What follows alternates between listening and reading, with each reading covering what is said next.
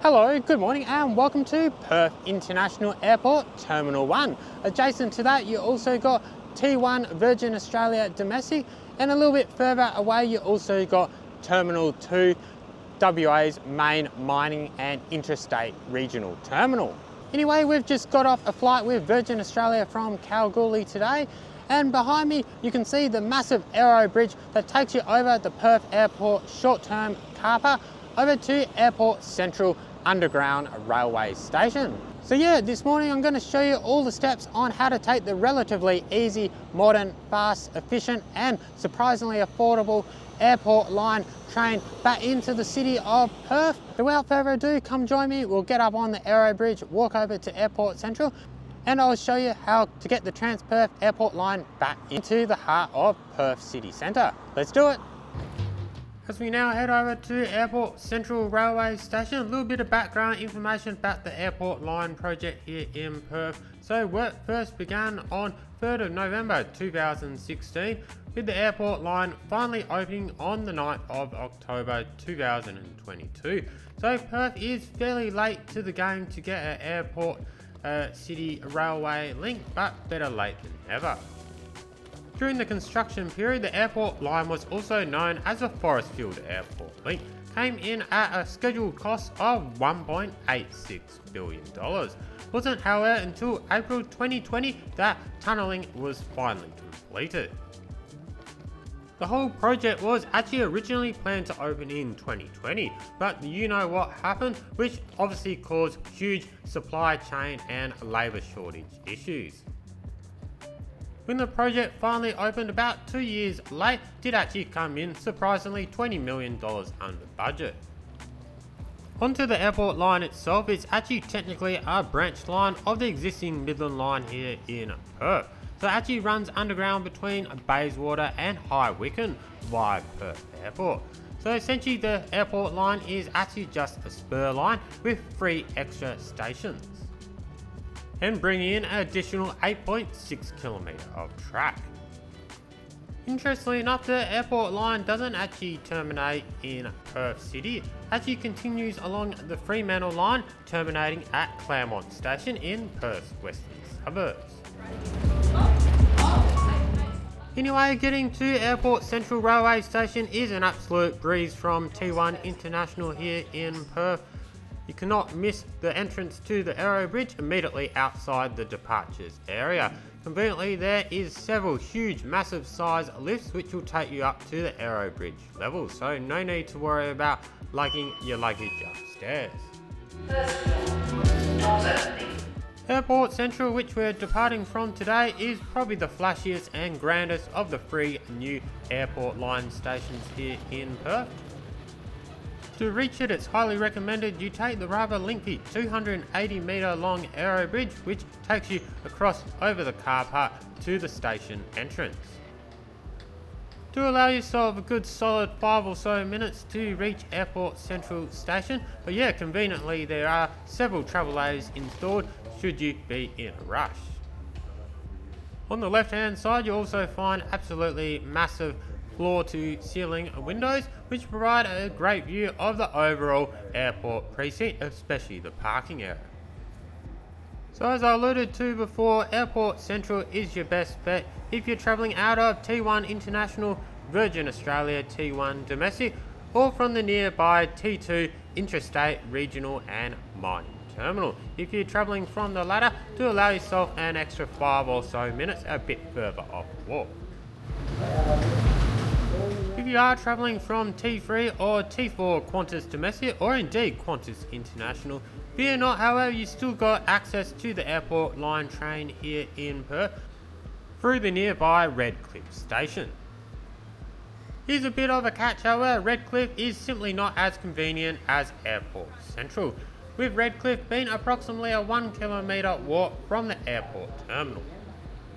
Luckily, during Transperth operating hours, there is a connecting shuttle light service that takes you directly to the airport terminal from Redcliffe station. Or alternatively, you can just walk the distance. Took me about 15 minutes, done it before, reasonably well covered pathway. Now on to the frequency of services you can expect out of Airport Central. They're reasonably okay, if not the most frequent. During peak, you're looking about one train every 12 minutes. Outside of that, it's usually every 15 minutes. However, later in the evenings, especially on public holidays as well, they can taper off to every 30 minutes, even possibly longer. I guess a slight disappointment from what otherwise is an excellent airport line here in Perth is its operating hours, which don't really fall in sync with the curfew-free operations of Perth Airport. So essentially the first train here departs around about 5:30 in the morning with the last departure about 11:30 at night. So unfortunately the airport line here in Perth is not really of huge use for mining and FIFO workers who often need to be at the airport at 4 or 5 AM. That being said, in all fairness, Transperth's operating times really are quite similar to the rest of transportation systems in Australia and indeed around the world. Believe it or not, right now we're travelling on what was the longest escalator in the world when Airport Central opened back in 2022. Which comes in at an impressive 35 metres long.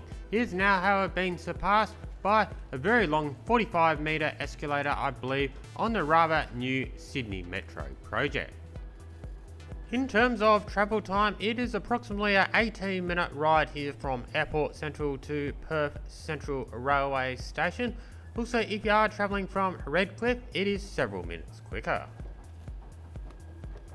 Airport Central conveniently is one of Perth's most modern railway stations, kitted out with all the amenities that you would require for an international airport train station.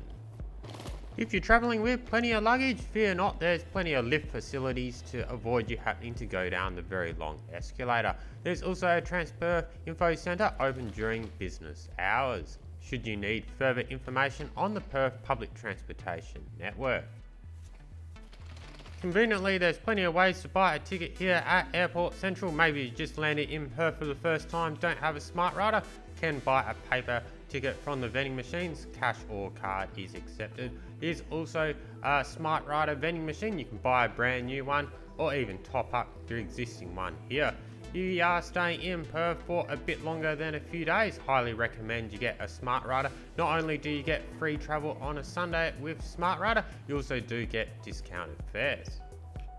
Purchasing a smart rider will set you back an initial purchase cost of $10, plus you have to additionally load a minimum of $10 on it. But on the flip side, you do straight off the bat get a 10% discount on fares. If you enable the auto reload function, that increases to 20%. Another advantage is that you don't have to worry about overspending. Once you travel enough during the day, you'll be capped automatically at the daily rate. Anyway, on to the cost of the journey into the city today. If you are just getting a paper ticket, perhaps just a once-off trip into the city, going to cost you $5.20. If you are using a smart rider, be reduced to $4.68. Even better, if you've got the auto reload function enabled, it'll be just $4.16. If you've got a concession smart rider, be even cheaper. And if you're traveling on a Sunday, well, you're in luck. It's going to be free courtesy of the West Australian taxpayer such as myself if you've got a smart rider. Unlike Sydney and Brisbane, whose airport train station appear to be privately built, therefore coming with a ridiculously high airport station surcharge, there's none here in Perth. So you'll really notice the savings with Brisbane's AirTrain and Sydney's Airlink being about $22 to access. Even worse is the Skybus in Melbourne, which costs upwards of $24 these days. Anyway, our train has now arrived and today we're going to be travelling on a Transperth B series, which very much is the middle series of Transperth trains here in Perth. Every time I've travelled on this line, always been a B series, so seem to be the predominant train you'll find on this route. In total, there was 78 sets of B series, predominantly free car series, built between 2004 and 2019 over at Downer Rail in Queensland. These trains, which predominantly operated on Mandurah and Joondalup line, especially prior to the rollout of the new C series last year, are certainly a bit of a step up in terms of comfort and speed than the old original A series, but perhaps not quite technologically advanced and cool as the new C series. That being said, in my opinion, do find the B series to be more spacious and more comfortable in terms of seating and legroom. That's just my personal opinion. Anyway, as we now pull out of Redcliffe Station, which services nearby T3 and T4 and also the suburb of Redcliffe itself, what better time now to sit back, relax and enjoy the rest of the journey into Perth City, which will take you through many of Perth's inner eastern suburbs. Most notable train station along the way is East Perth, which is the starting and terminus point for the Indian Pacific all the way to Sydney.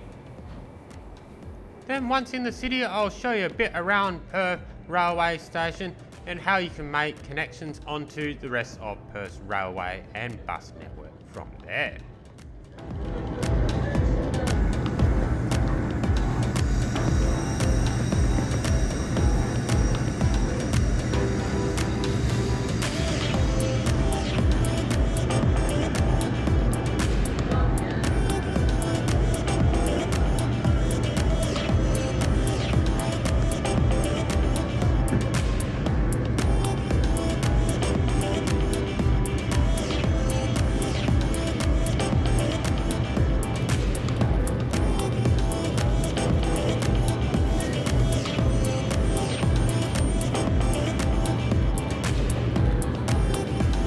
Station, Bayswater.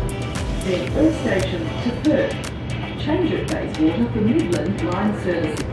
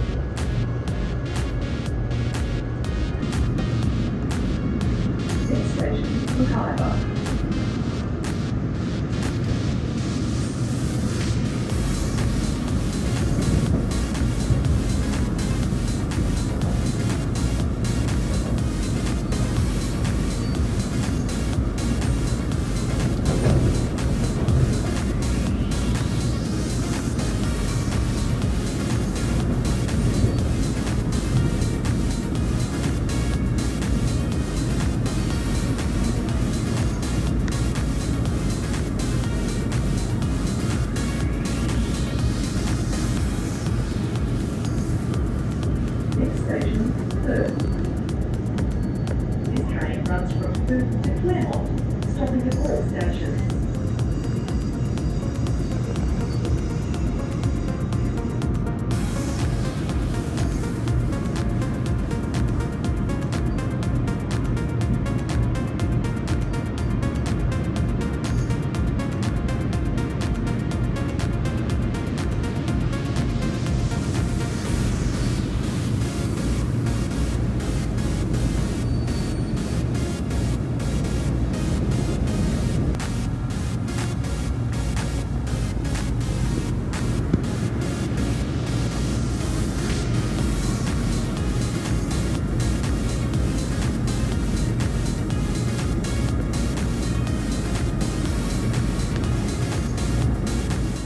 And just like that, welcome to Perth's main Central Railway Station, which is unsurprisingly the busiest railway station in the whole of Perth.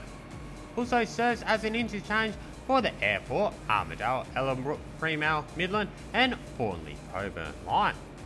Also, TransWA's Australian service also departs from here, with this service to Bunbury not restarting to later in the year. For the Prospector to Kalgoorlie, you'll need to travel from East Perth, which we travelled through only a few minutes back.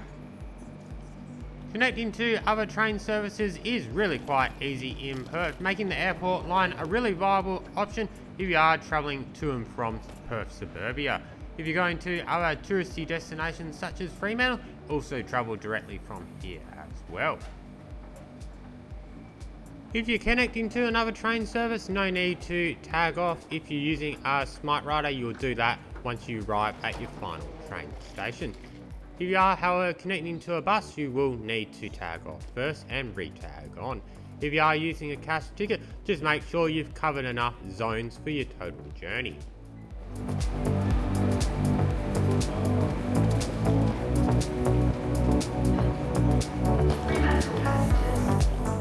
Joining the railway station there is also an underground station. This services Perth's Joondalup, albeit more correctly, expanded Yanchep line to Perth's far northern reaches.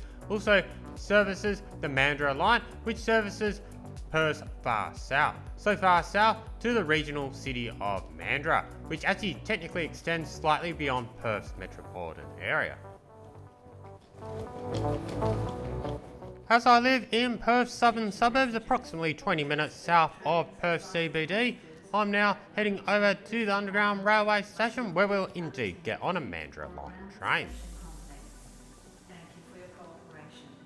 Anyway, as I continue on my journey back home today, that pretty well brings a wrap to my Perth Airport train line review. Really hope you found some useful information from it and really hope it encourages you to try the train next time you arrive into Perth. Passengers travelling towards Yanchep. Anyway, if you have enjoyed today's Transperth train line review from the airport, really hope you have. If you have, please do also consider checking out my other Transperth videos, including the Yanchep line review on its inaugural day, also the Ellenbrook line review also on inaugural day. Departs in 5 minutes. This service. Also got several other airport line reviews, including from Taipei and Kuala Lumpur, so be sure to check out that if you want more interesting airport train line reviews. If you have enjoyed this video, please do consider giving it a like, leaving your comments down below, sharing amongst your family and friends, and of course if you haven't already, whatever brings you to my channel, if you do enjoy my content, please do consider subscribing to the channel.